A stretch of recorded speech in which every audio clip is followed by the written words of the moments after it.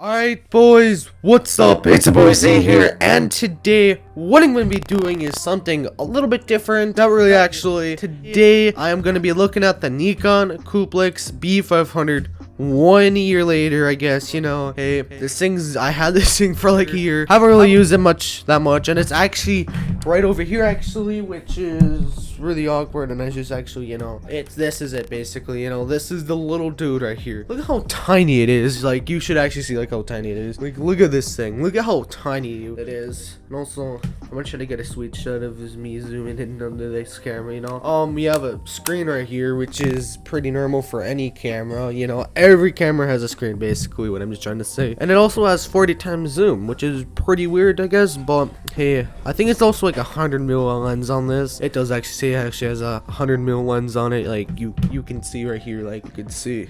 So yeah, it has like 160mm, I do believe, on the lens, which is really good for this compactness. But that also means to make her like this small in the first place, they actually had, cut some, I guess, corners, I guess, and also make it kind of cheap, I guess. It's about like, they actually just made the sensor size a lot more smaller, which meaning the low light performance is not going to be great. And yeah, that's the thing, I guess. So let me get into this camera. So first of all, this was my first ever like YouTube camera that I have specifically bought for YouTube, but I really didn't like it because the video quality wasn't really that good. The photo quality was actually really good. I remember being like, this actually looks really good. And I actually did do like a vlog on there like a while ago. No, this is like a really old video, and I really recommend you guys checking it out. But yeah, the video quality though, on the other hand, was pretty poor. The audio quality on this camera, the supposed microphones that it has, honest to god, they were just basically just potatoes wedged onto the camera, because the microphone quality on this camera isn't really good. The video quality is fine. It's really soft. It's like extremely muddy, and it just does not pick up that much detail.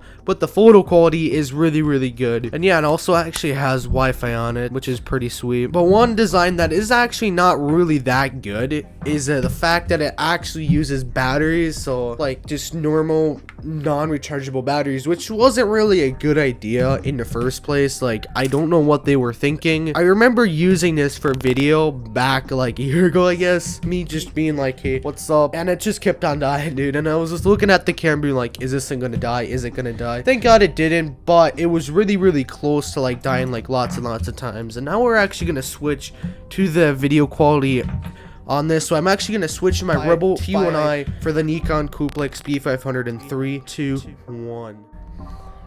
I don't know why I just did that outro, but now we are on the Nikon Coolpix b500, and you notice the video quality has actually took a big, huge nosedive down in the sharpness, and the audio quality, you guys are listening to the Blue Yeti Nano right now, but this is what this looks like in this type of environment with my setup. And now we're actually going to switch to the Nikon Coolpix's microphones, which are not really good, and we could also adjust the audio in 3, 2, 1, and this is what the audio sounds like adjusted. Listen, this is not really the best quality, and you should not be really using these type of cameras for video, at least with Nikon's older, or I guess entry-level bridge cameras. But at least it has a really right angle lens on it. I originally got this camera, like I said, just for YouTube, but you can clearly see why I don't use this camera that often, and really why I don't like it. But who is this camera for? Honest to god, if you really care about like photo quality and all that type of stuff, and you kind of want to upgrade from something like an iPhone, this will actually be a little bit better than that for photos. But the video quality on my Nikon, or this Nikon Coolpix b500, is not really great. How do you guys like it though? I'll actually put an I guess like a poll up here. You guys can definitely vote, being like, hey, how's the video quality? Is it good, or is it bad, or is it alright? I don't know. But yeah, now we're actually gonna switch to the Canon. Alright guys, so we're basically back at the Canon video right now, and actually, how does the audio sound? It sounds just fine. Like I said though, we're basically back at the Canon video, and you guys can definitely see though, the Canon video is actually a lot more crisper, a lot more clear than the Nikon Coolpix b500 video. And also, you're also able to get that nice blurry background for the Nikon Coolpix. It basically can't, because it's a really small sensor size. It's probably smaller than my iPhone's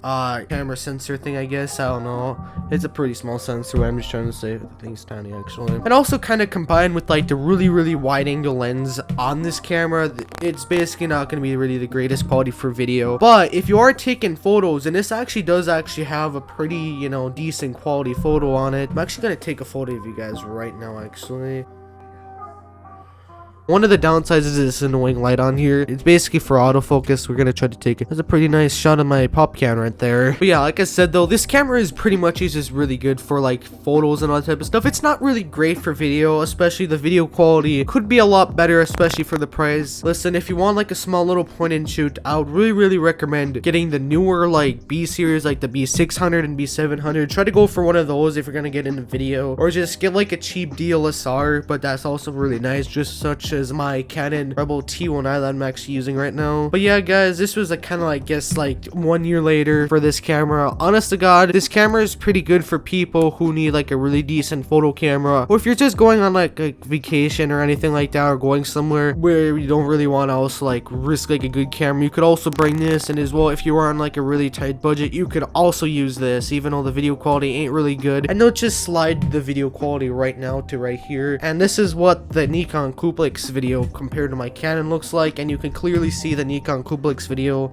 looks significantly worse than the Canon. But yeah guys, this is basically gonna be it. I might actually also flash some video that I took outside with it, and you can clearly also like see like there's some dynamic range issues, you know, just kind of like a camera like this, you know, will actually have problems. But yeah guys, I hope you guys enjoyed this video. Leave a like if you liked it, and I'll catch you boys right in the next one. I probably should get a new intro, but yeah, see you guys.